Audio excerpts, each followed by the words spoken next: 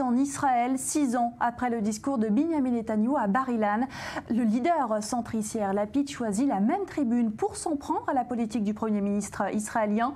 Dans un discours ce matin, le chef de Yesh Atid pointe du doigt l'échec de la diplomatie israélienne. Il se prononce, vous allez l'entendre, en faveur de l'initiative de paix arabe de 2002 comme base du processus de paix. On revient sur les temps forts de ce discours, c'est avec Tal Shalev.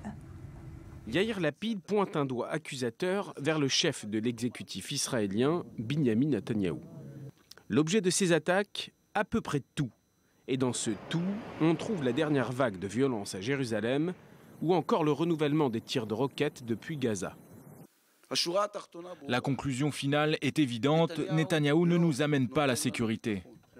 Le chef du parti d'opposition Yesh Atid était ministre des Finances dans le précédent gouvernement.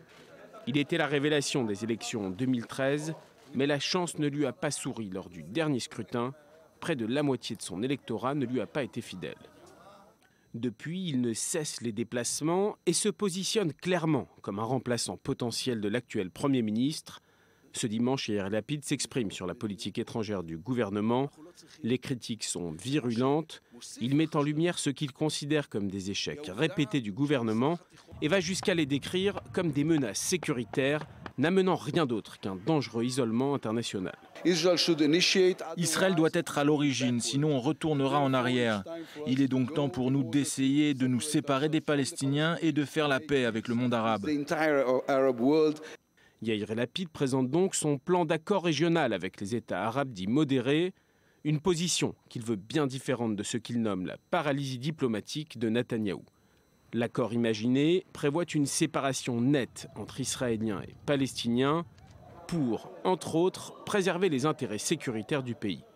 Déjà en 2012, l'ancien ministre soutenait l'initiative de paix saoudienne, une initiative qui prévoyait un sommet international pour accélérer le redémarrage du processus de paix.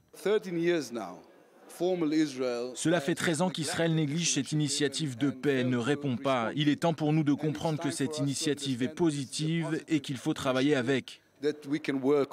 Yair Lapid essaie donc aujourd'hui de relancer un débat quasi inexistant en Israël. La résolution du conflit israélo-palestinien n'est plus la priorité dans une société fatiguée par un conflit qui ne se solutionne pas, une société plus portée sur l'économie du pays et sur la sécurité immédiate. Mais Yair Lapid affirme que la résolution du conflit israélo-palestinien reste une question importante, une question de leadership pour mettre en place les fondations de ce qui sera la relève de Binyamin Netanyahou.